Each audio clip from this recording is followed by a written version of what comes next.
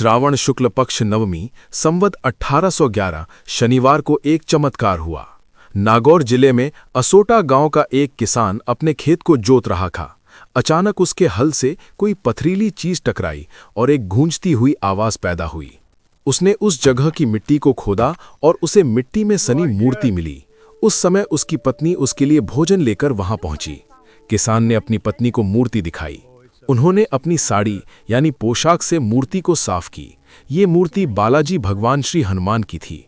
उन्होंने समर्पण के साथ अपने सिर झुकाए और भगवान बालाजी की पूजा की और उसने अपनी पत्नी द्वारा भोजन में लाए गए बाजरे के चूरमे का भोग लगाया और तभी से आज तक श्री बालाजी महाराज को बाजरे के चूरमे का भोग लगाते हैं। भगवान बालाजी के प्रकट होने का ये समाचार तुरंत असोटा गांव में फैल गया। असोटा के ठाकुर ने भी ये खबर सुनी। बालाजी ने उसके सपने में आकर उसे आदेश दिया कि इस मूर्ति को चुरू जिले में सालासर भेज दिया जाए।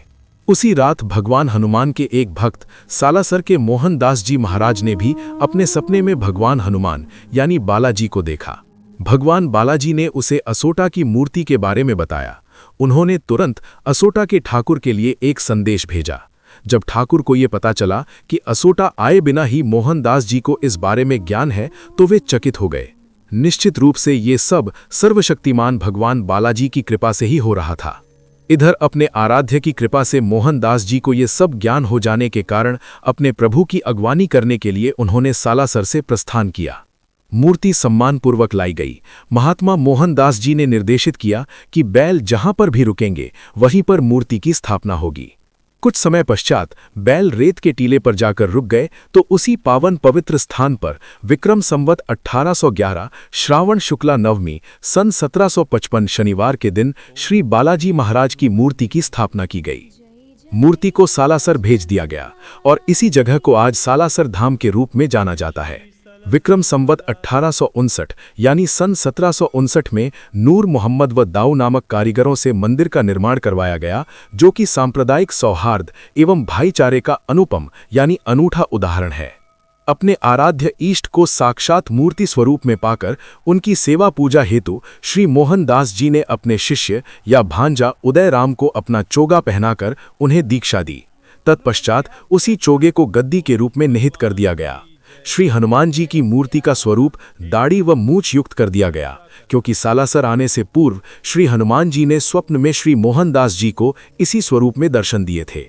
मंदिर प्रांगण में ज्योति प्रज्वलित की गई, जो विक्रम संवत 1811 यानी 1755 से अद्य अवधि पर्यंत अखंड रूप से अनवरत दीप्यमान है।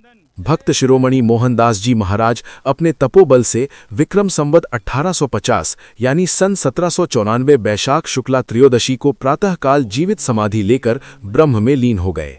सिद्ध पुरुष महात्मा मोहनदास जी महाराज के वचनानुसार भक्त की मनोकामना पूर्ति हेतु श्री बालाजी का समर्पित भाव से ध्यान लगाकर मनौती यानी मनोकामना का नारियल बांधा जाता है।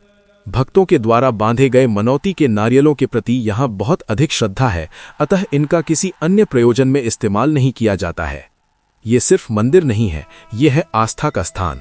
इस तरह के आध्यात्मिक व जीवन उपयोगी वीडियो देखने के लिए हमारे चैनल को सब्सक्राइब, लाइक, कमेंट, शेयर जरूर करें। जय सनातन।